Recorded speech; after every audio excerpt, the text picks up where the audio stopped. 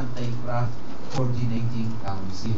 So therefore, we call on you, if your purpose is to become a millionaire in joining the government service, ayaw alam na because you will not be a millionaire in government service. Kailangan mo iswalo sa gobyerno, kayo ba ka na eh? Ayaw kayo makakapasayo.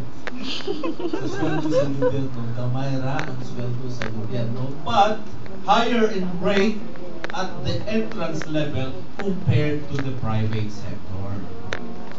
Compared to the private sector, dako ang sweldo sa gobyerno para sa pang-entrance. Bagong isuod sa gobyerno, taas ang rate. I assure you of that.